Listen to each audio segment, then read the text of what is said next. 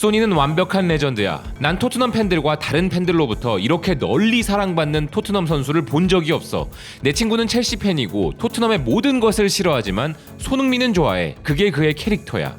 그의 얼굴에 빛나는 미소가 그를 유니크하게 만들어. 언제나 팀의 구세주야. 난 이 녀석이 정말 좋아. 토트넘에서 가장 중요한 선수지. 손흥민은 확실히 레전드가 되어가고 있고 의심할 여지 없는 월드스타야. 이에 동의하지 않는 사람은 웃기는 소리야. 그는 산초나 그릴리시보다 나아. 그는 매우 겸손하지만 이 프리킥은 엄청났다. 소니 200경기 출장 축하해. 그와 그의 미소는 정말 소중해. 우리는 어떤 대가를 치르더라도 그걸 지켜내야 해. 항상 클럽을 위해서, 팀을 위해서, 팬들을 위해서라고 말한다. 그는 토트넘맨이다. 프리미어리그에서 가장 겸손한 선수. 난 아스널 팬이지만 소니를 사랑해. 그는 정말 대단해. 인간인 이상 그를 사랑하는 걸 멈출 수 없어. 우리를 위해 경기하는 소니가 있다는 게 자랑스러워. 훌륭한 선수이며 토트넘의 헌신적이야. 절대적으로 중요한 선수야. 우린 너를 사랑해. 와, 영어랑 인터뷰 실력도 점점 좋아지고 있어. 전형적인 인터뷰가 아니라 유머도 섞여 있어. 도대체 못하는 게 뭐야? 200경기 출장 기념골이자 팀의 리그 단독 선두 3연승을 이끄는 결승골을 넣은 후 인터뷰에 나선 손흥민 선수의 영상을 본 토트넘 팬들의 반응입니다. 수천 개가 있지만 대충 추려봐도 너무 멋진 표현들, 단순히 잘했다는 반응이 아니라 이제는 그가 팀의 중심, 팀의 핵심이라는 것을 기정사실화하고 있는 토트넘 팬들인데요. 저 코멘트들을 고르고 녹음하는 와중에도 소름이 돋아 힘들 지경이었습니다. 그리고 비단 경기력뿐만 아니라 모든 부분에서 존경을 받고 있죠. 특히나 이번 왓포드전은 토트넘에게 매우 힘든 경기였는데요. 사실 손흥민 선수의 골이 아니었다면 무승부로 끝날 수 있었다 해도 과언이 아닌 경기였습니다. 상대팀이 철저한 수비 전략을 들고 나온 것이 위력적이었는데요. 누누 감독의 전술상 토트넘은 상대가 강팀이거나 주로 빠른 역습 위주의 경기에 강한 편이지만 이런 식으로 강팀의 입장에서 소위 가둬놓고 패는 경기 흐름에 대한 경험이 토트넘에겐 부족하고 토트넘의 선수들은 맨체스터 시티와 같은 화려한 패스웍을 가지지 못했기에 더욱 그런 부분이 부각되었는데요. 그래서 손흥민 선수의 골이 아니었다면 경기 후반에도 정말 어려운 흐름으로 가다가 무승부로 이어졌어도 할 말이 없었던 경기였습니다.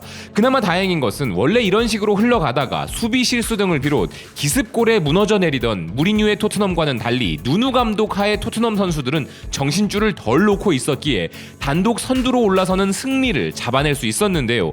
손흥민 선수는 이제 팀의 인기 있는 단순한 골잡이, 공격수가 아니라 팀이 가장 필요할 때 이를 해결해내는 팀의 에이스가 되었고 영혼의 파트너 해리 카네 선수의 아주 잠깐의 일탈로 인하여 더욱 확실해졌으며 팀의 흐름과 연승의 흐름을 이어가는 데 있어 가장 중요했던 맨체스터 시티와의 리그 첫 경기와 이번 경기를 결정지은 선수이기도 하기에 말 그대로 팀의 흐름을 만드는 선수가 바로 손흥민 선수라 하겠습니다.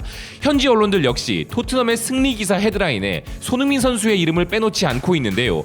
영국 가디언은 손흥민 선수가 왓포드를 무너뜨리고 토트넘의 완벽한 리그 출발을 유지한다 보도하면서 팀 잔류를 선택한 해리 케인 선수의 날이 될 예정인 경기였지만 그 대신 아시아 선수로는 처음으로 프리미어리그 200경기 출전을 기록한 손흥민 선수가 교체되기 전 프리킥으로 골을 기록했으며 그는 케인의 대역 이상의 역할을 해냈다면서 실질적인 토트넘의 주연은 잔류를 선택한 해리 케인이 아닌 손흥민 선수였음을 공인하고 있는 기사입니다.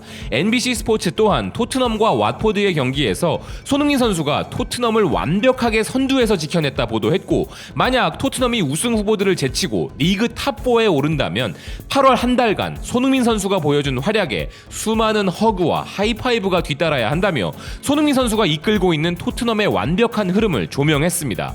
타임즈 또한 손흥민의 프리킥으로 토트넘이 정상에 올랐다 보도하고 있고 유로스포츠 또한 손흥민 선수를 최고 평점인 8점 맨 오브 더 매치로 선정하며 이날은 케인의 날이었으나 손흥민 선수의 골이 경기의 결정적 순간이었고 손흥민 선수가 넣은 최근 4골 중 3골이 페널티 박스 밖에서의 슛으로서 그는 그런 골을 벌써 43골이나 기록하고 있다면서 손흥민 선수의 킥 정확도의 능력을 증명하는 정확한 통계 자료까지 들이대고 있는 기사입니다.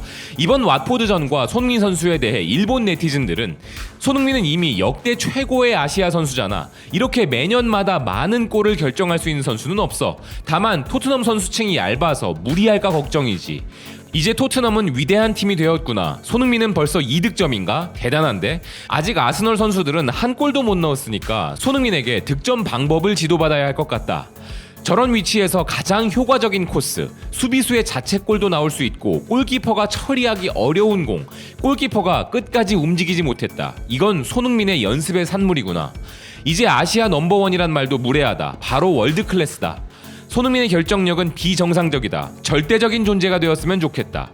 레벨업을 위해서라도 이적할 것 같다. PSG라든지.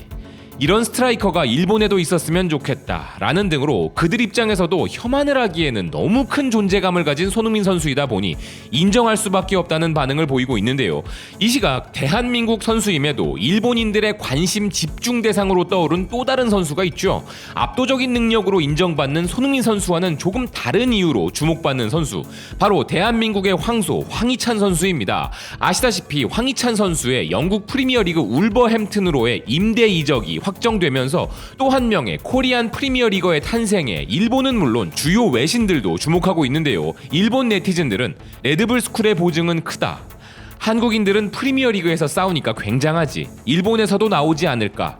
굉장하구나. 프리미어리그 이적이라니 라는 반응을 보이고 있는데요. 일본이 이런 관심을 보이는 이유는 다름 아니라 좋은 선수인데 독일에선 출전하지 못했구나. 미나미노도 이제 어리지 않으니까 출장할 수 있는 팀에서 승부를 걸어야 한다고 생각하지만 좋은 선수라 생각한다. 미나미노와의 사이도 좋으니까 응원한다 라는 댓글의 반응에서 알 수 있듯이 바로 일본의 국가대표이자 현 사우스햄튼 소속의 일본인 프리미어리거와 이전 팀에서 호흡이 잘 맞는 동료였기 때문인데요. 분데스리가에서 아무런 결과도 내지 못했는데 프리미어리그에 갈 수 있다니 라는 등의 비아냥도 물론 있지만 울버햄튼의 기술 분야 책임을 맡고 있는 스콜셀라 디렉터가 직접 그 이유에 대해서 설명해 주었습니다. 황희찬은 매우 다재다능하고 전방의 모든 포지션, 스트라이커, 세컨 스트라이커 또는 윙에서 뛸 수 있으며 이전 잘츠부르크 시절 환상적인 골을 기록했고 우리에게 더 좋은 선택지를 제공하게 될 선수다. 아울러 챔피언스 리그와 월드컵에서의 경험이 있으며 속도와 파워를 겸비했고 아마도 황희찬은 우리 스쿼드에 강력한 힘을 보태줄 선수이다 라는 스콜셀라 디렉터의 극찬을 영국 주요 매체들이 모두 보도하고 있는데요. 현 소속팀이 독일 분데스리가 라이프치히지만 그 이전 소속팀인 잘츠부르크 시절부터 이미 주목해왔다는 것이 일본 네티즌들의 의문을 풀어줄 부분이었으며 그 챔피언스 리그에서 프리미어리그 최고의 수비수 리버풀의 반다이크를 상대로 그를 바보로 만드는 완벽한 골을 기록한 것이 뇌리에 박혀있기 때문이기도 할 것입니다. 울버햄튼의 웹사이트도 재미있는 이야기로 황희찬 선수를 팬들에게 소개하고 있는데요.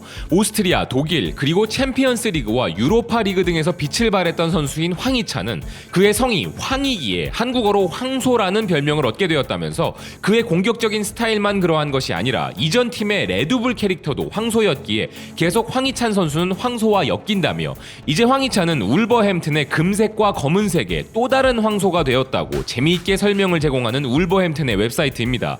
또한 대한민국이 가장 좋아하는 선수인 황희찬 선수는 최근 완벽한 패스와 드리블로 극찬을 받으며 인기 있는 선수가 되었다면서 그는 이미 무시무시한 울버햄튼의 공격 옵션과 연계해 위력을 발휘할 것이라 설명하고 있는데요. 그러면서 한국인 중 울버햄튼의 유니폼을 입은 선수는 황희찬 선수가 처음은 아니고 과거 설기현 감독이 있었는데 그는 그 당시 울버햄튼의 감독 글렌 호들 시대에 몇 안 되는 장점 중 하나였다고 설기현 선수의 공헌도 설명하면서 황희찬 선수에 대한 기대감을 내비치고 있었습니다. 사실 이전부터 계속 울버햄튼 이적 이야기는 있었으나 성사되지 못한 부분이 의아했는데 최근 밝혀진 비화로는 현 토트넘 감독인 누누가 황희찬 선수를 거부했다는 것이 드러났었습니다. 감독이 원하지 않는다면 이적하지 않는 것이 당연한 것인데요. 허나 현 울버햄튼 감독인 브루노 라즈의 경우 황희찬 선수가 아주 간절한 상황인데요. 팀이 정말 최악의 결정력으로 연패를 하고 있고 그는 이전 벤피카 시절 당시에도